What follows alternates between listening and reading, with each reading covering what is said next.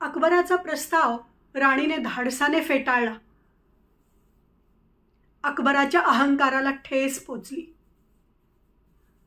त्याने आपला विश्वासू सेनापती आसफ खान याला राणीच्या राज्यावर आक्रमण करायला पाठवले. आसफ खान हा सुद्धा अकबरासारखाच विलासी आणि लालची वृत्तीचा होता. त्याची पहिल्यापासूनच राणी दुर्गावतीच्या सौंदर्यावर नजर होती. राणी आणि तिची राज्याची संपत्ती हस्तगत करण्यासाठी तो पहिल्यापासून मनीषा धरून होता.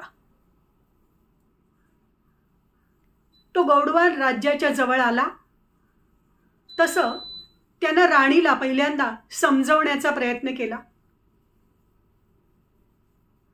एक प्रस्ताव त्यांनी राणीला पाठवला.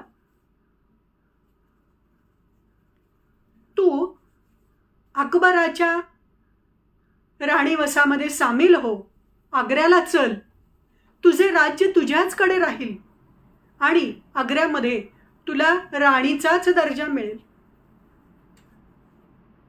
राणी मुघलांची क्रूर वृत्ती आणि त्यांची बदमाशी जाणून होती. राणीने आसफ खानला उलटे उत्तर पाठवले. मी तर माझ्या राज्याचं शेवटपर्यंत रक्षण करणार. माझ्या जीवात जीव असेपर्यंत मी एक तुकडाही तुम्हाला मिळू देणार नाही. तूच माझ्या नोकरीमध्ये ये, मी तुला चांगला पगार देईन. आसफ खान क्रोधित झाला आणि त्यांनी ताबडतोब राणीच्या राज्यावर आक्रमण केलं.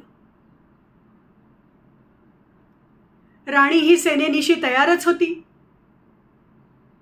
राणीचा पुत्र राजा वीर नारायण सिंग आणि विश्वासू सेनापती आधार सिंह हे दोघेही जिकरीने लढले.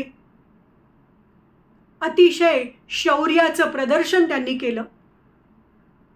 राणीच्या मार्गदर्शनाखाली संपूर्ण सेनेने आपले शौर्य रणांगणावर दाखवले. राणी तर रणचंडीचा अवतार होती. राणीच्या सेनेने मुघलांच्या सेनेला गाजर मुळ्यासारखं कापून फेकायला सुरुवात केली.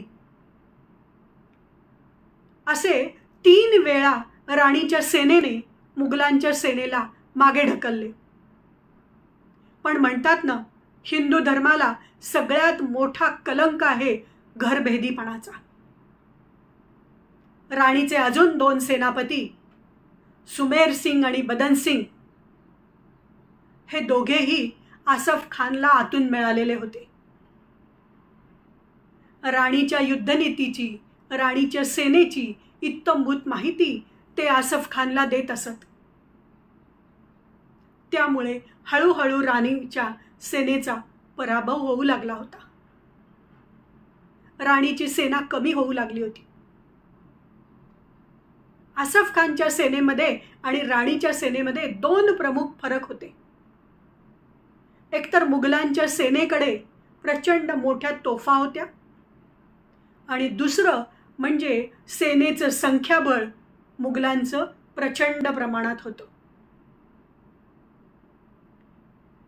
23 जून 1564 निर्णायक युद्धाकडे वाटचाल सुरू झाली. राणी रणांगणामध्ये रणचंडीसारखी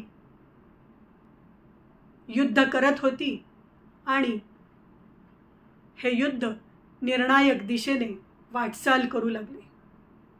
धन्यवाद.